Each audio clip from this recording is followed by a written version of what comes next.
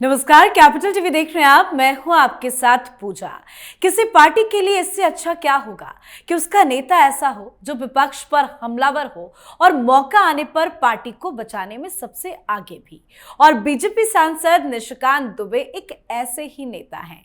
वो मुश्किल समय में पार्टी की ढाल बनते हैं तो विपक्ष को आड़े हाथ लेने का कोई मौका भी नहीं चूकते हैं। जब लोकसभा से वो गरजते हैं तो विपक्ष भी दुबक जाता है। नेता तेज तर्रार है तो विपक्ष भी मौका देखकर निशिकांत दुबे पर कार्रवाई के पीछे पड़ गया है। हालांकि बताने की जरूरत तो नहीं है, आप जानते ही होंगे कि निशिकांत दुबे ने सुप्रीम कोर्ट और सीजीआई को लेकर कुछ टिप्पणी की है, जिसको लेकर बवाल मचा हुआ है। अब सुप्रीम कोर्ट से उनके खिलाफ अवमानना का मुकदमा चलाने की मांग हुई है और आज इस संबंध में सुप्रीम कोर्ट में एक अहम घटनाक्रम भी हुआ। दरअसल जब एक याचिकाकर्ता निशिकांत दुबे के खिलाफ अवमानना केस की अनुमति लेने के लिए जस्टिस बी.आर. गवई और जस्टिस ऑगस्टिन जॉर्ज मसीह की पीठ के पास गुहार लगाने पहुंचे, तब पीठ ने साफ तौर पर कह दिया कि केस करने के लिए उनको अनुमति लेने की जरूरत नहीं है।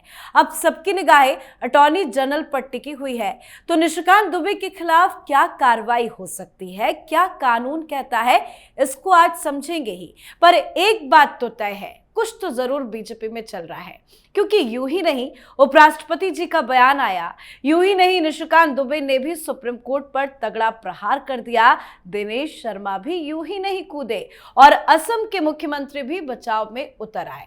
और सबसे बड़ी बात, निशिकांत दुबे के बयान से बीजेपी ने किनारा तो कर लिया, इस तरह के बयान न देने की सलाह भी दे डाली, पर फिर भी निशिकांत दुबे चुप नहीं बैठे हैं।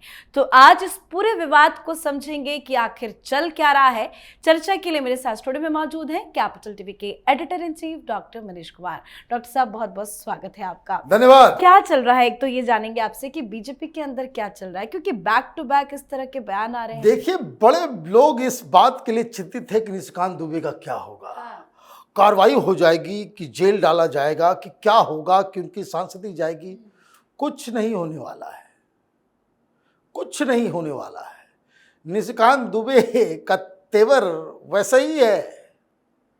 अब देखिए किस तरीके से कुरैशी साहब को भी आड़े हाथों ले लिया। भाई, सब कुछ होने के बावजूद वो लगातार। अब सवाल दो तीन है कि आज सुप्रीम कोर्ट में दो घटनाएं घटी जी।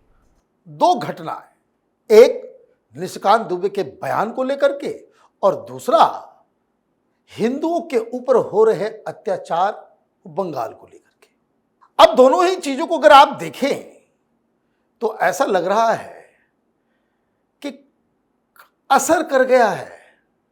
निशिकांत दुबे का बयान, जो कल मैंने कहा था कि तीर निशाने पर लगी है, तो वो आज साफ साफ दिख रहा है, साफ साफ दिख रहा है। विष्णु जैन, हम लोग सब लोग जानते हैं, वो आज सुप्रीम कोर्ट गए और सुप्रीम कोर्ट जब वो गए तो उन्होंने बोला कि माय लॉर्ड, जरा सरकार को ये आदेश दीजिए कि बहुत कष्ट हो रहा है हिंदुओं को, हिंदुओं के खिलाफ अत्याचार हो रहा है, स्टेट स्पॉन्सर्ड तरीके से वहां पे जुल्म ढाया जा रहा है। तो जस्टिस गवई थे, जस्टिस गवई अगला चीफ जस्टिस बनने वाले हैं। तो उन्होंने, हालांकि मुझे तो लगता है कि वो कटाक्ष में उन्होंने कहा कि what do you want, do you want me, do you want the court to give direction to the president, को राष्ट्रपति शासन तो प्रेसिडेंट के लगाएंगे। तो ये पूरा मसला तो वही चल रहा है। निशिकांत दुबे ने कहा कि भाई होता कौन है जज राष्ट्रपति को आदेश देने के लिए। तो आज मसला आया तो जस्टिस गवई ने कह दिया कि भाई कि डू यू वांट अस, सो ये तो हम नहीं करेंगे। वैसे ही हमारे ऊपर ये लांछन लग रहा है कि हम लोग एग्जीक्यूटिव और लेजिस्लेचर में हस्तक्षेप कर रहे हैं, तो हम हस्तक्षेप नहीं करेंगे। यही तो निशिकांत दुबे कह रहे थे। बस उन्होंने एक लाइन जो है वो स्लिप ऑफ टंग हो सकता है कि भाई सारे सिविल वॉर के लिए देश में जो जहां जहां हिंसा हो रही है उसके लिए सीजीआई जिम्मेदार हैं। उस बयान को अगर आप साइड कर दे, 100% सही बात उन्होंने कही, 100%। फिर दूसरा मसला जो आपने बताया कि एक साहब वो पहुंच गए सुप्रीम कोर्ट, गवई साहब के कोर्ट में, उन्होंने कहा कि भाई हमें ये निशिकांत दुबे ने बहुत बड़ा अत्याचार कर दिया है। तो जज साहब ने कहा कि इसमें आपको जो करना है करें, हमारी परमिशन की आवश्यकता नहीं, और अगर ये दबाव नहीं होता तो कुछ और कमेंट करते। आजकल एक फैशन चला हुआ था ना कि केस हो रहा है कुछ और जज साहब जो हैं वो अपने पर्सनल ओपिनियंस जो है वो ठोक दिया करते थे। नुपुर शर्मा का केस है, क्या क्या बातें बोल दी गई।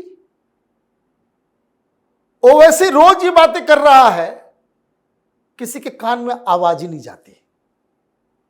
ये जो रोज मौलवी मौलाना सुप्रीम कोर्ट को धमकी दे रहे हैं, टेलीविजन चैनलों पे वो रोज उनकी बाइटें चल रही है कि हम ये कर देंगे, हम वो कर देंगे, कुर्बान हो जाएंगे, छोड़ेंगे नहीं, 10 तरह की चीजें, लेकिन किसी के कान में आवाज नहीं जाती। तो मुझे समझ में आया कि ये तो ऐसा लग रहा है कि पुराने जमाने में बिना युद्ध किए युद्ध को जीतने की एक स्ट्रेटजी हुआ करता था कि जहां जहां किला है, राजा है, किला के अंदर है, उस पूरे किले को चारों ओर से घेर लो। उसको कहते कि किलाबंदी कर दिया।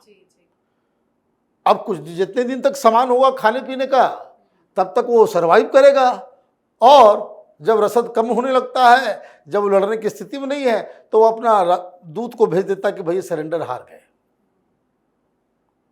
ऐसे ही घेराबंदी हुई है। किसकी? सुप्रीम कोर्ट की नहीं, सुप्रीम कोर्ट के उस आचरण की कि जहां हर चीज में नाक घुसड़ने का कि एक प्रथा बन गई थी। जुडिशियल ओवररीच, जुडिशियल एक्टिविज्म, उसको घेर लिया है, घेर लिया। इसलिए आज देखिए 2-2 बयान इस तरह के एक साथ आए हैं। चीफ जस्टिस बनने जा रहे हैं और उन्होंने साफ मना कर दिया कि हम अब हम राष्ट्रपति जी को कोई आदेश नहीं देंगे। तो ये काम तो असर कर गया। क्यों असर कर गया? ऐसा नहीं कि वहां पे सारे लोग फिराक में रहते हैं। वो इसलिए असर कर गया कि BJP they played very well. एक तो उन्होंने सीधे सीधे अध्यक्ष के स्तर पे जाकर के उन्होंने कह दिया कि हम इस बयान के साथ नहीं हैं, और बाकी लोगों को साथ में लगा दिया। अभी तो यही तो लग रहा है। एक कैलाश विजयवर्गीय, भाई किसी की हिम्मत नहीं है बीजेपी में कि इतनी बड़ी कंट्रोवर्सी हो जाए और कोई लाइन तोड़ के जो है वो टीवी में बुला करके भाषण। ये कांग्रेस पार्टी थोड़ी है। तो वो कौन कौन लोग आए, कैसे पॉलिटिकली टैकल किया जा रहा है, वो तो मैं आपको बताऊंगा। लेकिन ये स्ट्रेटजी कि कोई पूछेगा भाई बीजेपी ने उसको बोल, खबरदार, बीजेपी तो उसके खिलाफ थी, अध्यक्ष ने कह दिया। और एक बात मैं आपको बता दूं, अगर टॉप लीडरशिप को यह लगता कि इसने लक्ष्मण रेखा क्रॉस की है, एक्शन हो चुका होता। बीजेपी में टाइम नहीं लगता एक्शन लेने में। 2 मिनट में इसने उद्दंडता कर दी, ये आउट ऑफ लाइन जाकर के कुछ बोल गया, इमीडिएटली तलब कर दिया जाता है, बुला दिया जाता है। वो अपना मस्त गोड्डा के अंदर अपने कंस्टिट्यूंसी में काम लेकिन कर रहे हैं। उनको इस तरह के बयान देने से रोका गया है, लेकिन फिर भी वो बार बार बयान दे रहे हैं। अरे भाई वो क्यों रुकेंगे? पार्टी के वरिष्ठ लीडर हैं विजयवर्गीय साहब, क्या कहा उन्होंने? वही बात जो हमने कल कही थी, निशिकांत दुबे को इतना भी सच बात नहीं बोलना चाहिए। तभी तो मैं पूछ रही हूँ, कुछ चल रहा है क्या? इसका मतलब है कि he has been asked कि आप कमेंट दे दीजिए। कुछ लोग बोल रहे हैं कि भाई ऐसा नहीं बोलना चाहिए, अध्यक्ष बोल रहे हैं कि भाई ये काम उसके साथ पार्टी नहीं है। लेकिन जो पार्टी के सोशल मीडिया का जो इंचार्ज है वो तो खेल कर गया। आज इंदिरा गांधी की पुरानी बाइट को ले आया, अमित मालवीय ने उसे ट्वीट कर दिया और उसमें साफ साफ वो उस समय के चीफ जस्टिस शाह को, और वो भी पूरे गुस्से में, वो बाइट है, बीबीसी को इंटरव्यू दे रही है इंदिरा गांधी, और वो जस्टिस भी नहीं कह रही, वो कह रही मिस्टर शाह। मिस्टर शाह को क्या पता है कि भाई पॉलिटिकल क्षेत्र में क्या चल रहा है? क्या उनके पास ये अधिकार है? तो पार्लियामेंट बंद कर देना चाहिए। वो सारी बातें जो निशिकांत दुबे ने कही वो इंदिरा गांधी कह रही है। तो इसका मतलब है कि आपने क्या किया, आप ये जो पॉलिटिकल हमले हो रहे थे उसको बिल्कुल ही शट कर दिया कि अब बताओ। दूसरी चीज, आपने पूरी लिस्ट निकाल दी। ये कहा गया कि भाई चीफ मिनिस्टर को इतना टाइम होता है। वो पूरा एक न्यूज आर्टिकल है जो हेमंत बिश्व शर्मा के ट्विटर हैंडल पे आया अंग्रेजी में, 4-5 जजेस उनका, और नाम बताते हुए कि किस तरीके से कांग्रेस ने और पिछले 10 सालों में ही, चाहे जस्टिस दीपक मिश्रा हो, गगोई हो, इन तमाम जजेस का नाम लेके, 4-5 जजेस का नाम लेके किस तरह से आप लोगों ने उनका अनादर किया, उसको पूरा डिटेल करके कहने का मतलब क्या है? और उसे शेयर भी कर रहे हैं बड़े बड़े मुख्यमंत्री, हेमंत बिश्व शर्मा ने शेयर किया है और सारे लोग कर रहे हैं भाई। इसका मतलब क्या है? इसका मतलब है कि इट्स अ स्ट्रेटजी। ये स्ट्रेटजी किस लिए है और सबसे ज्यादा परेशान कौन हो रहा है? ये नहीं कि सरकार जुडिशरी के साथ, सुप्रीम कोर्ट के साथ सीधी सीधी लड़ाई लड़ना चाहती है। ये जो है सुप्रीम कोर्ट के अंदर एक न्याय माफिया है। हिंदुस्तान में कुछ वकीलों का ये कांग्रेसी इकोसिस्टम के, ये बात कई सारे चीफ जस्टिस अपने बातचीत के दौरान कह चुके हैं। जो दबाव डालते हैं जजेस के ऊपर, जजेस को जो है उसको कुछ समझते ही नहीं। कई बार बातचीत के दौरान